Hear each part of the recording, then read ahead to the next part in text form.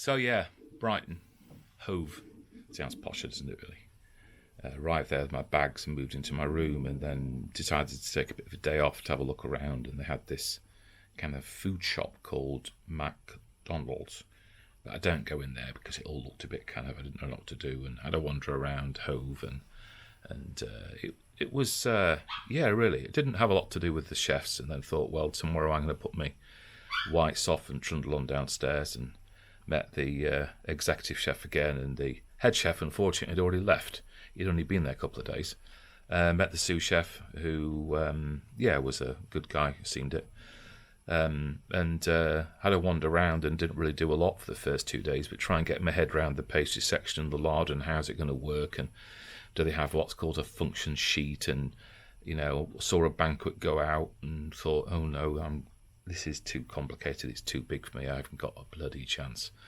And then began to see, in my small little world, and it's all very little to be critic, kind of what I thought was a bit of a lack of communication. And the banqueting manager came around the corner and said, right, chef, the buffet, the finger buffet at 1 o'clock will be 1:30. And the chef said, what finger buffet? And then no one knew anything about it, and that kind of stuff. And how many have we got booked for dinner? 71.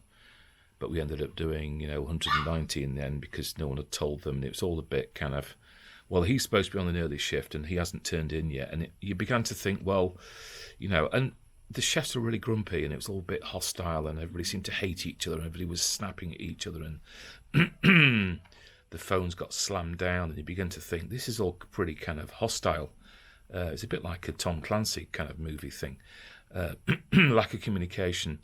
And then, as days went on, you began to think, hang on, I'll go and help on that section. And everybody was fed up and peed off and didn't want to be there. And then someone was leaving. And then there was the financial controllers with suits on kept coming in and asking lots of questions about invoices and something had been lost. And where was the paperwork from 6 weeks ago? And who'd introduced this new supplier. And, it was like my other job, my original job in Beverley, was like ballroom dancing, and this was like Mad Max. What the hell had I done?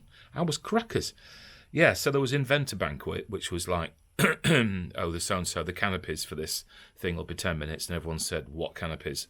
And then they're always doing stock taking, always counting everything, and everywhere you went there was locks and padlocks and relocking it and taking stock out, and the suppliers were in total disarray, and then there was no system regards when food delivery came in and who signed for it. But sunshine, brightness, it was affluent, it was trendy, the crockery was lovely, we had lots of Wedgwood and fine bone china, it was all a bit kind of. And I once saw Annie Nightingale walking around and thought, well, and she was a Radio 1 DJ. If it's good for her, it's got to be pretty good for me. But then the equipment went missing and you couldn't find anything. And we used to have that mixer, but no one's ever seen it. And stuff disappeared. What I did like was the kind of all the Sussexy accent and all the pretty girls wandering around. And I began to think, this is either going to smash me to pieces and I'm going to be back on the train to bloody Yorkshire, or I'm actually going to open the doors to a brand new future. And the food was quite good, and I learned quite a lot. But the menu, you could do what you like with the menu. You could change it every day. So, yeah, this was kind of shit or bust.